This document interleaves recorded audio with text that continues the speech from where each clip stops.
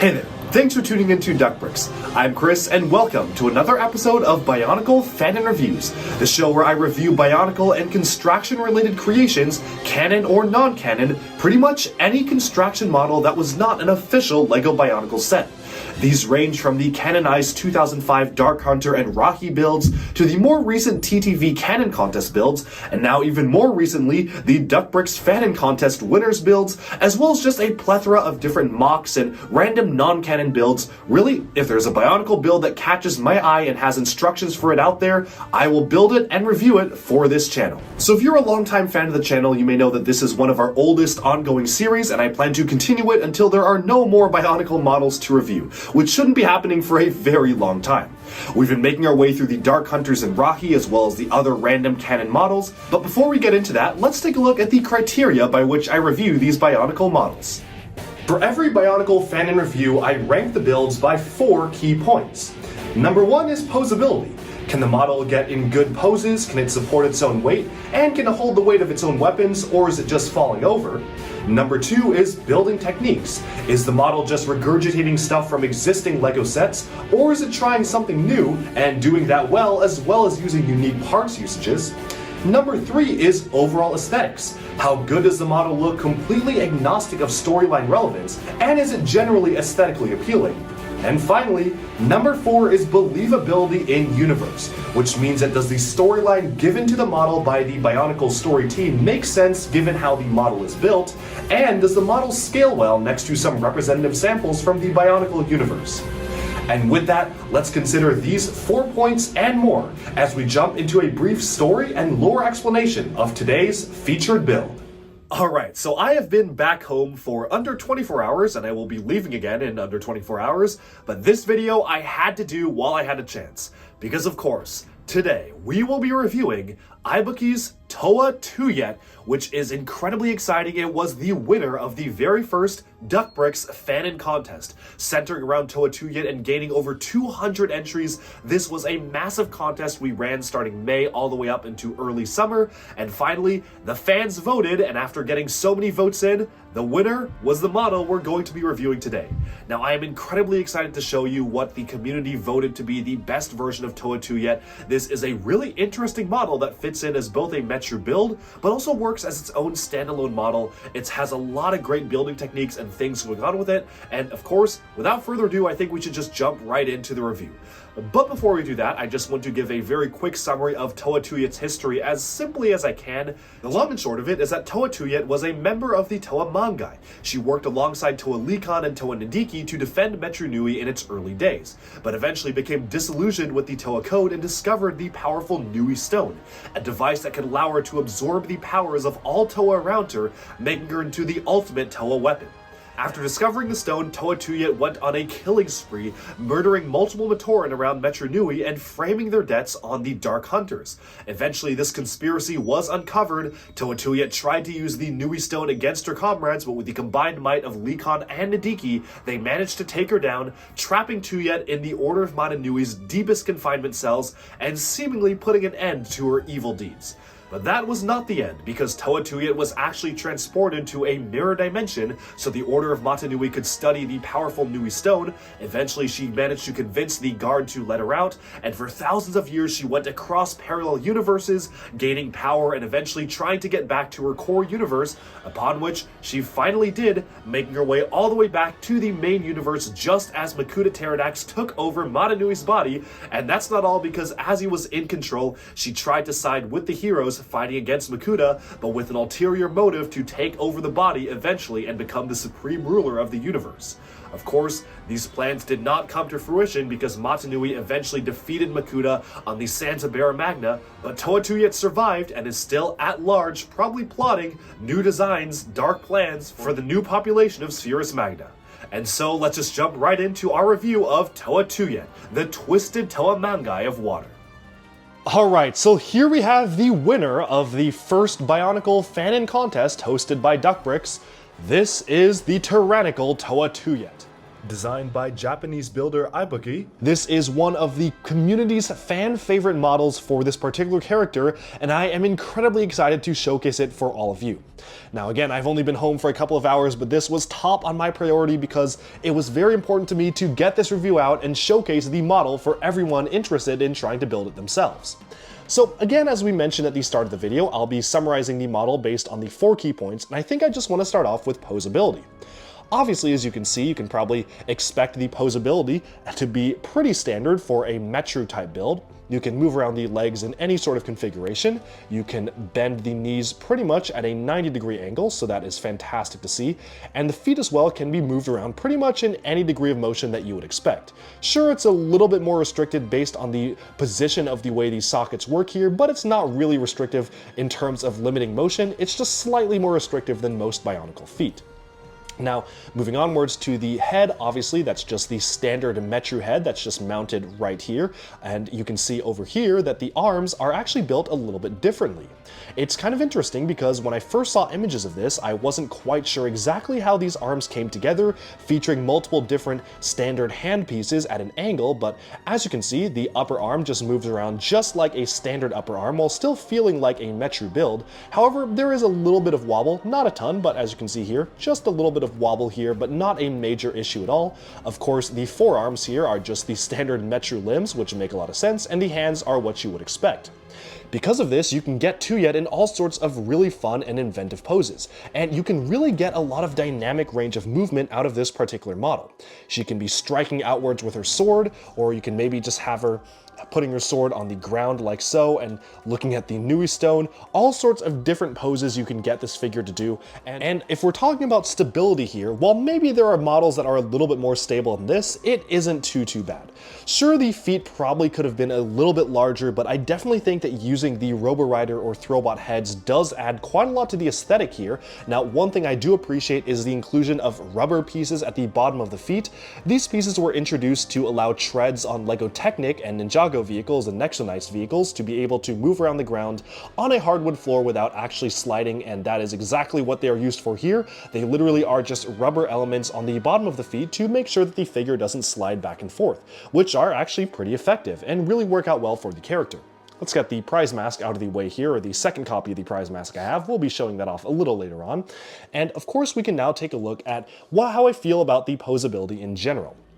As you can see, I was actually really impressed by the amount of posability you can get out of the upper arms here. I wasn't really sure how restrictive the building techniques would be, but you can see here that you can pretty much raise the arms all the way up. You can make her T-pose if you want to. You can make her go all the way straight down, so pretty much any amount of posing you can get out of the arms.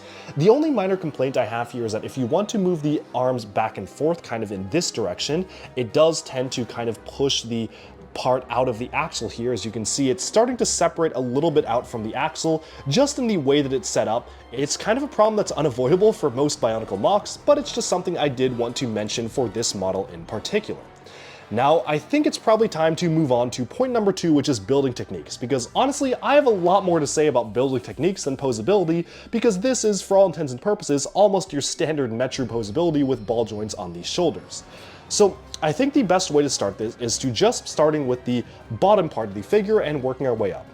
While this is a figure that does confine really well to the Metru style of building, I am honestly really impressed and blown away by just the amount of unique variation in the building techniques here. Obviously, the character is just using the standard Metru lower legs, but it's doing something a little bit more interesting. You've got a silver Lego stud here to add more details, and one of the silver Borak eyes up there. Obviously, nothing super crazy going on. It's not like an advanced building technique or anything, but it does just help to make it feel a little bit more distinct from other Metru builds. The feet as well. While they are narrow like other Metru-like builds, they're using completely different pieces, which is something I appreciate because it gives the model its own visual style. And I like the inclusion of just simple building techniques here to fill up gaps, such as using the pneumatic T-piece to attach the 1x2 Technic lift arms here. Just makes the feet feel just a little bit more bulky, because without it, it would feel maybe a little bit too skinny for the transition up from the Robo-Riders or Throwbots headpiece all the way up to the upper part here. Another thing I do want to note is that where applicable, the builder actually specifically used the stronger style of joints introduced for CCBS. Of course, with the hands to keep it in the standard Bionicle aesthetic, and even for the upper head attachment, the standard classic piece was used, but the specific pieces used for the limbs here are the newer style of CCBS ball joint because again, those are simply just stronger and more durable, so you won't have any problems with the limbs buckling under weight. I also really appreciate the way that the upper legs are built. As you can see, this is a completely custom assembly using multiple different copies of the standard Bionicle hand elements with the Technic cam piece and even some T-pneumatic pieces to add a little bit more bulk to it. To be completely honest though, I do feel like some of the gunmetal gray pieces here are a little bit superfluous. They do add a little bit of texture, but honestly, it just feels a little bit too over detailed to me, almost kind of veers into the territory of having too much detail for really no reason. I probably would have been totally fine if they simply just removed this extra piece and made the legs pretty much symmetric all the way throughout. But it does add some nice elements of gunmetal gray which do continue upwards to the top and shoulders, so I do understand why the builder wanted to include just a little bit more of that color in the upper legs here. Obviously, the torso itself is just a standard Metru torso, however it has been bulked up a little bit with the inclusion of this black Technic element right here, which was the Throwbot foot piece, which I do appreciate how it does fill up some bulk, otherwise you would just have an awkward looking gap there, so I do appreciate the inclusion of this particular element. And what's also very, very cool is that the character itself has a heart light, using a trans neon orange lightsaber blade fit all the way through multiple different Technic pins. This actually does have a glowing heart light in the center of the chest, which honestly can kind of mimic the glowing power of the Nui Stone if you want to see it as maybe a fragment embedded in her armor. I love the usage of the gunmetal gray Borok armor piece here. This is a great inclusion, and the tire piece from LEGO System being used around the Heartlight is a really cool piece usage as well. I know a lot of Bionicle builders do use these to fill in gaps and whatnot in sockets, but this is a really cool inclusion because it uses the texture of the LEGO tire in general to add just a little bit of extra depth to the figure itself. Obviously, the mask used is the particular mask designed by King K, who is one of the more renowned LEGO 3D model designers in the Bionicle community. I have resin printed it myself on my own resin printer, and actually in a couple of days I will be reopening my store, so if you want to buy this resin printer, just a quick plug there, you can actually check out my store linked in the description below to get your own. But this one was just made by me on my own resin printer, same with the Nui Stone itself, which again has been designed by King K. But now we can move on to the way the upper arms are constructed, which to me was probably the most interesting part of constructing the entire build in general. So from the front, it can be very easy to be confused as to how exactly this attaches to this. Of course, moving it on to the back, you can see just how well the construction comes together. Now, funnily enough, I was kind of surprised to see this does include a bit of an illegal technique. You see the quote-unquote one-by-one almost nipple stud here, whatever you want to call it, is used to actually wedge in to prevent friction from the Technic pin right here.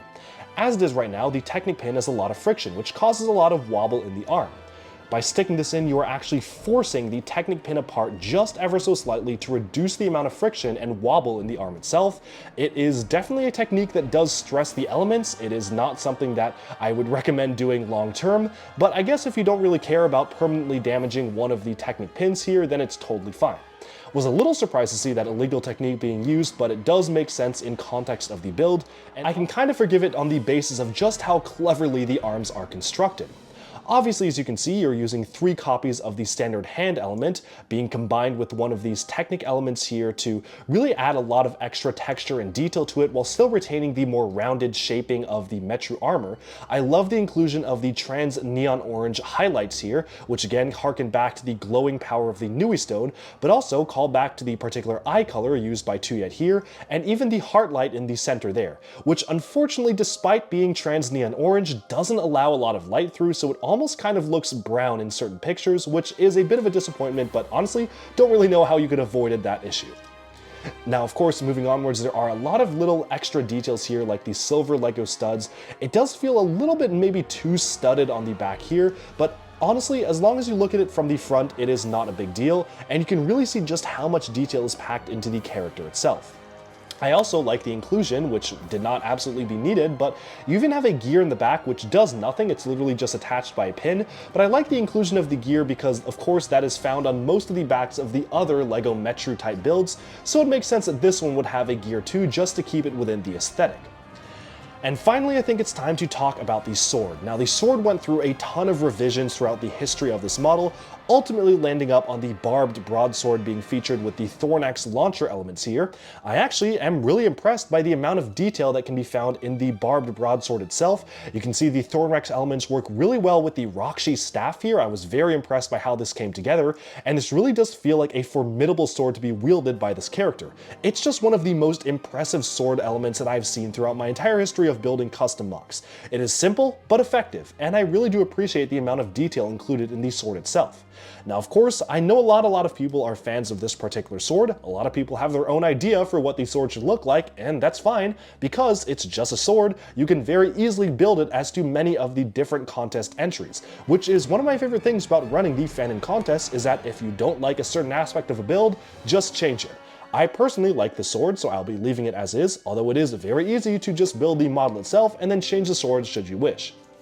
And finally, we have pretty much summed up all of the different building techniques used in this model. Again, it's kind of a deceptively complex build. While it is still focused around the standard Metru frame, the upper arms leave a lot of really interesting building techniques exposed to the viewer. Even the lower legs have a lot of really interesting things going on. And of course, the sword itself is one of the cooler implementations of a custom brick-built sword that I have seen throughout reviewing different Bionicle MOCs. But now it is time to talk about the overall aesthetics of this model as a whole. Now, aesthetically speaking, this really does evoke a feeling to me of a Toa of Water gone somehow dark. Using the dark blue colors and a more muted color scheme really does a lot in terms of convincing me that this is a more villainous character, but someone who maybe was once a hero that got misguided. I really like, again, the inclusion of the trans neon orange accent elements here, which do a lot in terms of making this character have a lot of interesting highlights and details to it. And while I do feel like some of the details are a little bit over-detailed, like the gunmetal gray Exoforce robot arms here, which honestly feel a little bit superfluous to me, I do appreciate the attempt to really tie the color scheme to make it feel more cohesive. You've got the gunmetal gray elements here, and then you've got a lot of black elements here, and finally the dark blue as the main color of the body itself. Using all the different colors in congruence just looks really good to me. Now, moving onwards to the back of the model itself, I appreciate how well this is actually fleshed out. You even have the addition of the extra element here, which really just does a lot in terms of adding more bulk to the model. And of course, while the neck maybe is a little bit long to me, that is more of a fault of the way the mask is placed and the way the size of the mask works than the model itself. Not really sure how else they would have done it, but the neck does feel a little long to me from certain angles, but of course, if you ever looking down or looking to the side, it's not a big deal whatsoever. But now, I think it is time to bring over some representative samples from the Bionicle universe and talk about just how well this fits in with the other models. So of course, there really is only one other model that I had to bring over here. And that is Toa Likan, her fellow Toa Mangai. From the official sets, I have modified Likan to actually have ball joints in his arms, however everything else is basically the same as the vanilla set itself. And I have also brought alongside a little Matoran of Metru Nui, perhaps one of her victims here.